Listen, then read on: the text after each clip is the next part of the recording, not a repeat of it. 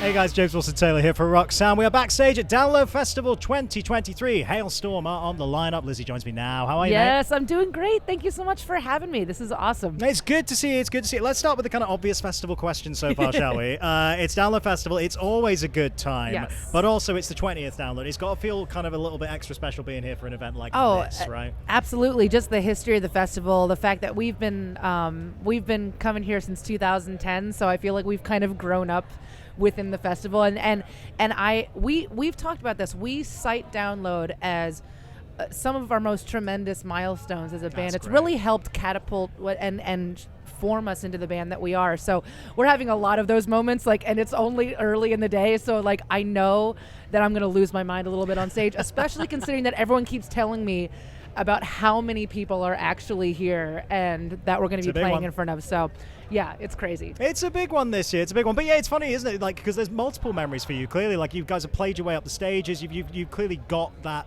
kind of pedigree, that experience of a festival like this. It's got to be nice to have seen that audience in the UK, I guess, particularly grow, and it feels like this is always the starting point for that, right? Absolutely, because and now it's just so beautiful because it's still that same way, because I know just because I've heard from a lot of our super fans in the UK that they're all here. Amazing. So now, so the difference between then and now is that in 2010.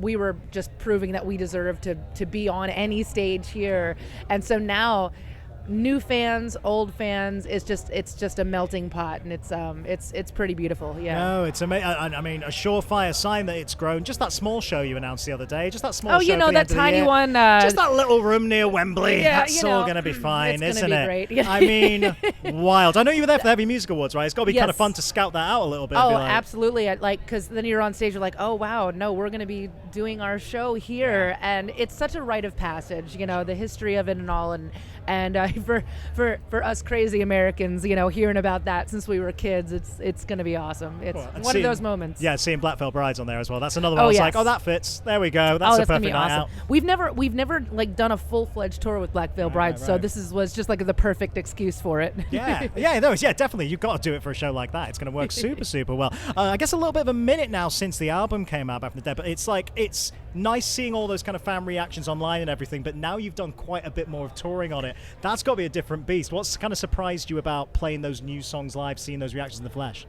With the new songs, it's kind of it's beautiful to see them the fans take ownership of all of these songs, so it's almost like they're no longer mine. It's now they're theirs.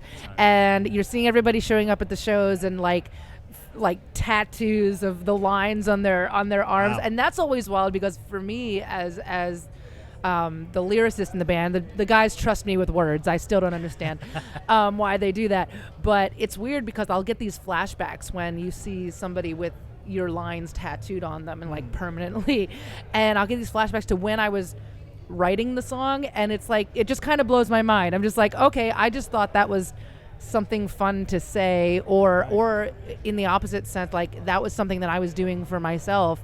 And so to be able to kind of pass that on, and all of a sudden you're just hearing these stories about how certain songs change somebody's life or make them think about something in a different way. That's just the power of music, and that has nothing to do with me, by the way. I'm not that clever. I just want to rock, man. But it's just wonderful to see these kids do that. Yeah, someone's gonna get that tattooed now. I just want to rock, man. Yeah, that's gonna be on an arm at the Wembley show. It's quote coming. Unquote. There we go. We're gonna see it. And then deluxe album as well is always a nice thing to do, isn't it? It's nice to kind of revisit some of those songs, but also just find little new moments and stuff. How much of that was kind of newer stuff you were throwing in the mix, or new ideas, or was it just things you were already thinking about? A lot of it was incomplete, but we put it out anyway. We just had so much fun. I think that the one positive situation that came out of doing this album during COVID and all of a sudden it was lockdown, then they opened back up and okay, we'll get back in the studio. Okay, lockdown again. We're out of the studio. Then we're in the studio, we're masked all the time, and we didn't have a stage for so long to put all of those feelings and everything out. So we just got weird in the studio because that was our only place to lay it out. And then it was kind of crazy. We were listening to the masters of everything, and we're just I think we made a heavy record, guys. We didn't really intend to, but you got to get it out somewhere. So laid it all out on tape. Accidental heavy records are the best way to do it. That's what we want to see. Speaking of which, how much kind of newer music are we playing with? I know you guys are always thinking. You're always plotting ahead a little bit. What kind of stage are you at the minute? I mean, for this particular set at Download and really this summer, we started kind of going back to some old school moments that really just kind of helped us get a name for ourselves, but in a new school way. And so we have a lot of surprises for everybody. We're pulling some stuff out of the archives.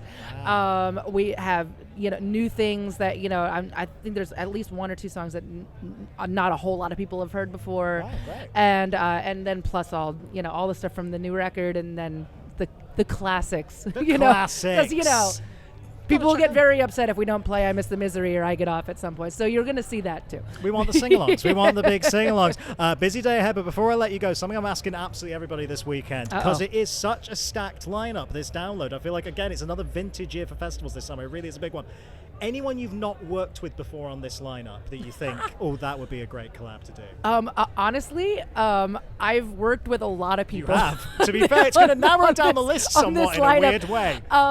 We've either toured together or I've done a collaboration. Now, I will say that I am reunited with my dear friends in Skindred today. The best. And we've known those guys for years and still haven't quite done an official collaboration yet. Right. So I'm hoping to just kind of grease the wheel on that.